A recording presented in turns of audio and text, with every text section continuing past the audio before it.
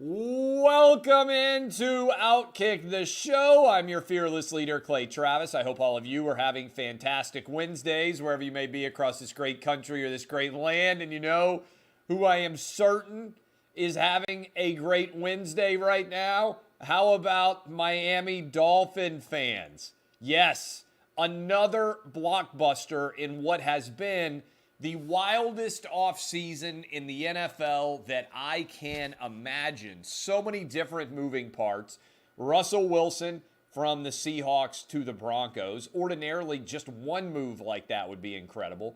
Tom Brady retires and then comes back. You got Deshaun Watson going to the Browns. You got Matt Ryan going to the Colts. So many different. Aaron Rodgers decides to return. Then Davante Adams heads out to the Raiders.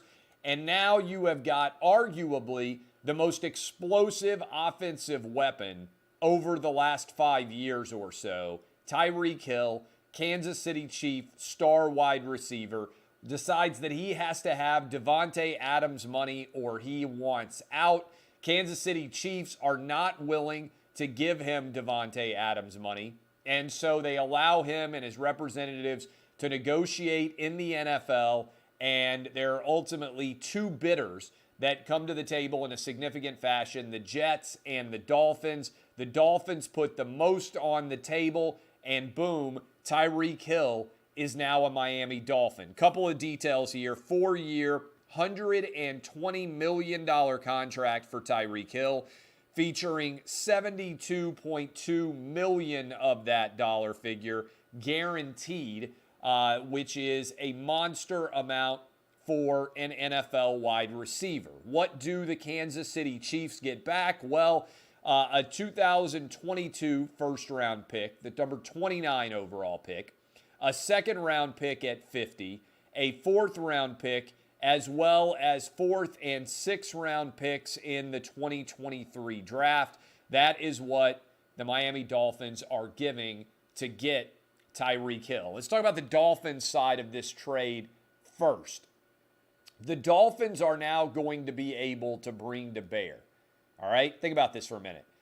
At the wide receiver position, they will have Jalen Waddle, who put up incredible numbers in year one, and they will pair him with Tyreek Hill. That is the two most explosive wide receivers on the field together to ever play together in NFL history.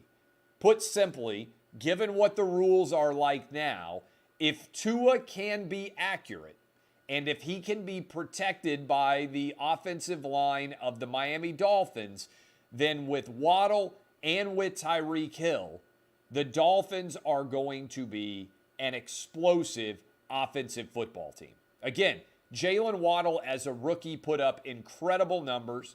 You will not be able to double consistently either of those guys.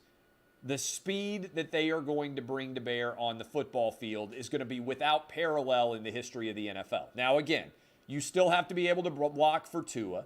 Tua still has to read defenses correctly and get the ball to them. And by the way, if he doesn't, Teddy Bridgewater is sitting there as a backup, and Teddy Bridgewater has proven to be a really consistent, reliable guy. Not a lot of sizzle to his game.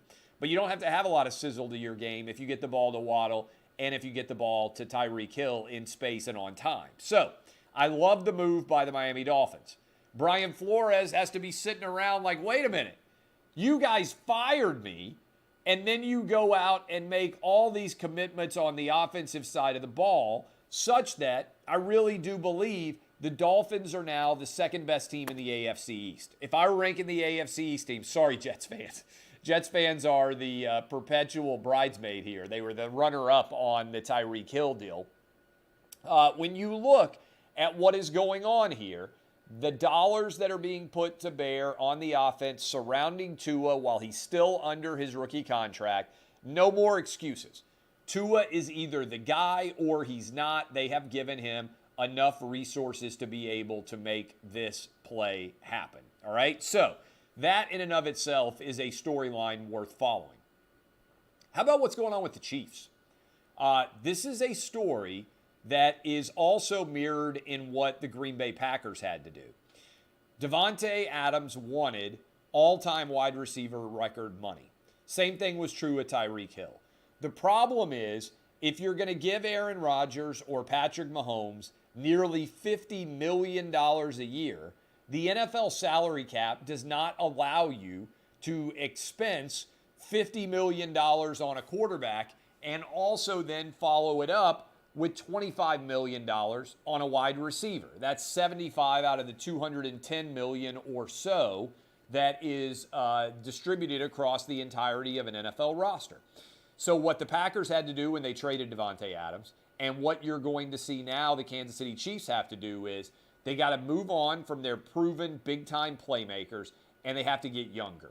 And this was the underrated aspect associated with Tom Brady and the dynasty that existed in New England. They went out and replaced time after time the major cogs of the offense for Tom Brady. They went out and found Wes Welker. Then they replaced him with Julian Edelman. And they found Randy Moss. And think about all the running backs that cycled in and out for the New England Patriots.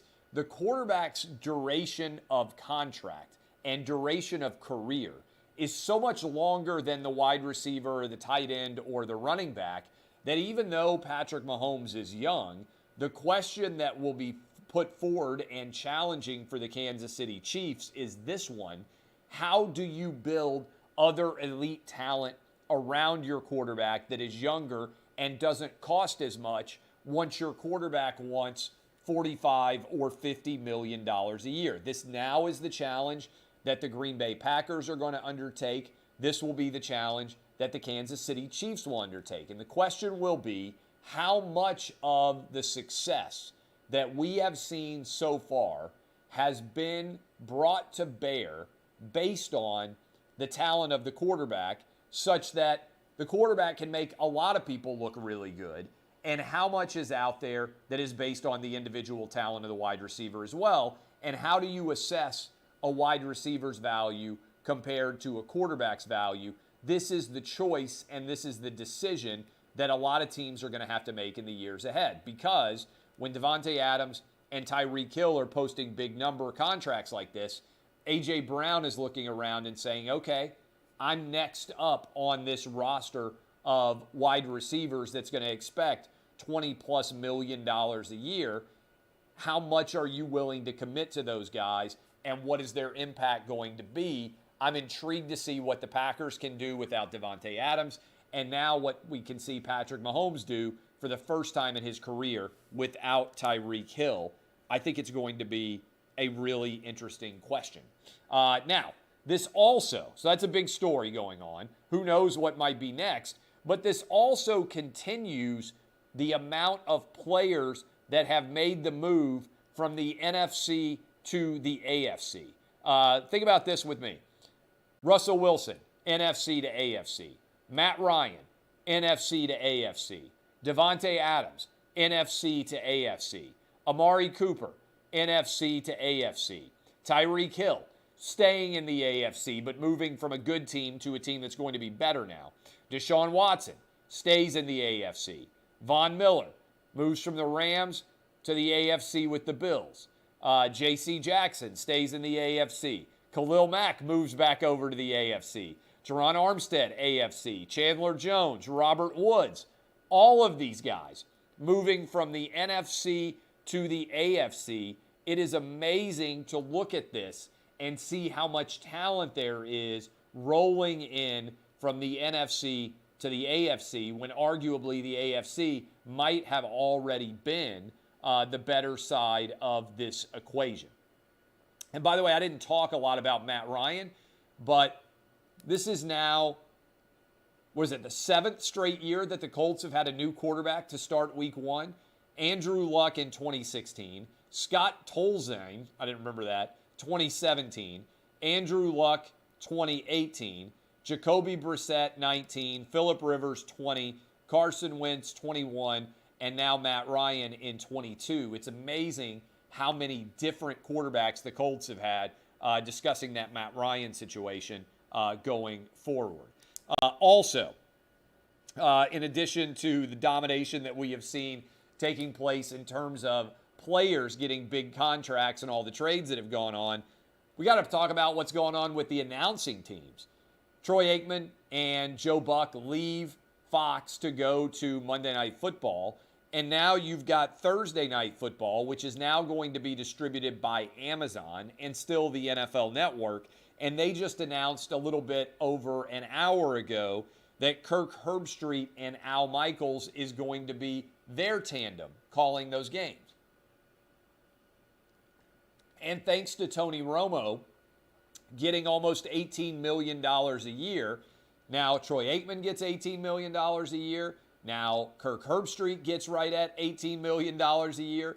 Al Michaels and Joe Buck, the overall inflation rate and dollars that are being spent on announcers is going through the roof in these NFL contracts, in NFL television contracts. Why is that occurring?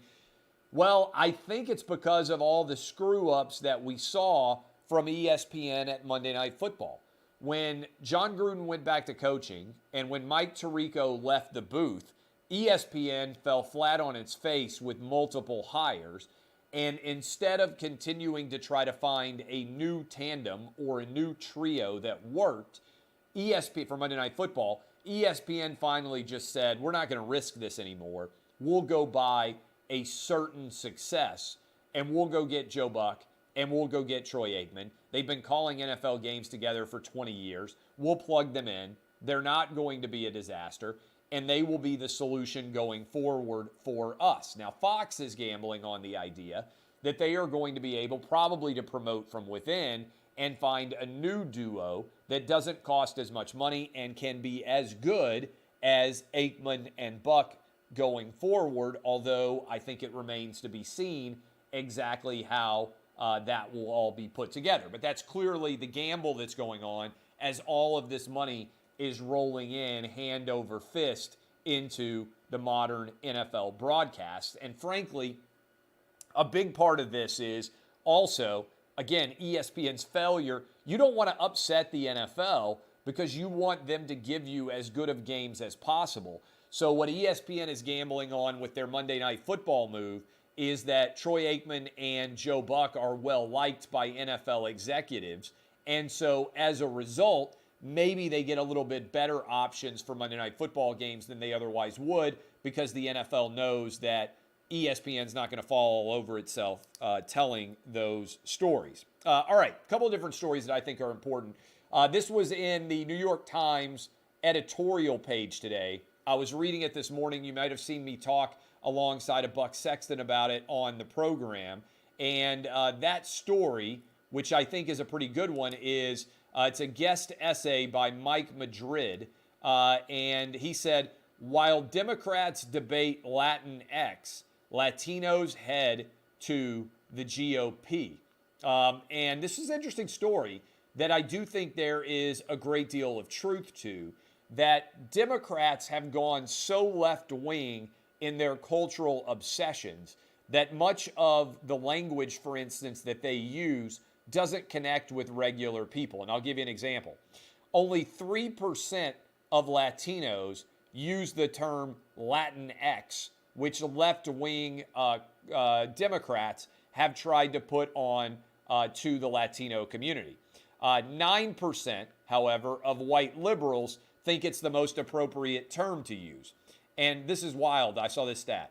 Only 14% of Latinos with a high school degree or less had ever even heard of the term Latinx. And so what you're getting here is a major cultural disconnect, which is pushing Republicans, a Latino population, into Republicans. Think about this. This is pretty wild, the progression. In 2012, Latinos supported Barack Obama over Mitt Romney 71 to 29. So basically 7-3 was the breakdown in 2012. 66% of Latinos went for Hillary Clinton to 34% going for Donald Trump. And by 2020, it was 59 to 41, meaning in the space of 8 years, Democrats have lost 12% of their support from Hispanics. Now, this is worth paying attention to because I think it's a big story.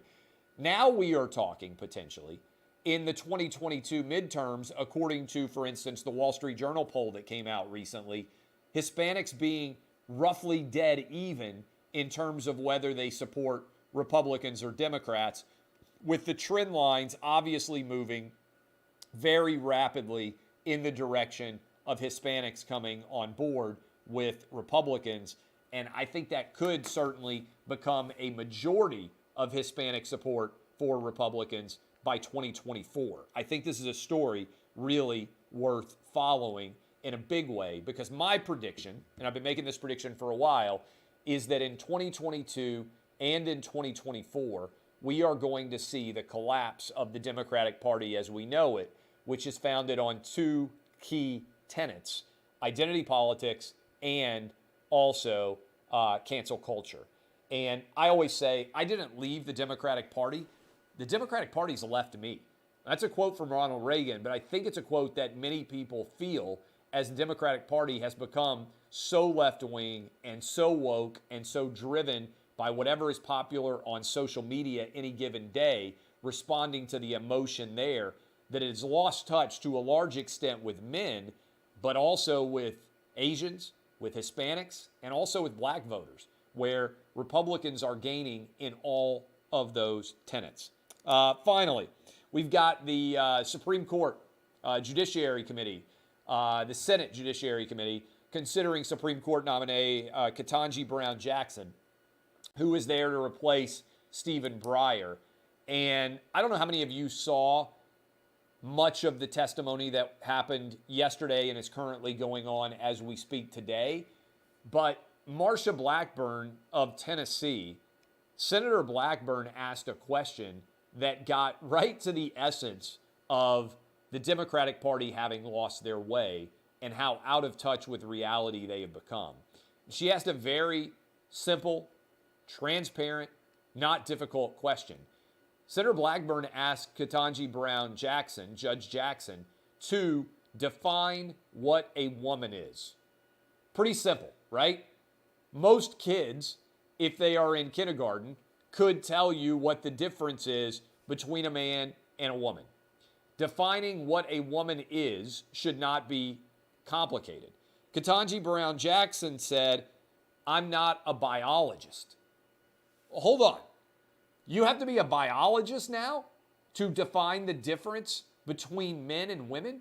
I got to give credit to Matt Walsh at the Daily Wire, who has been pointing out this question for some time.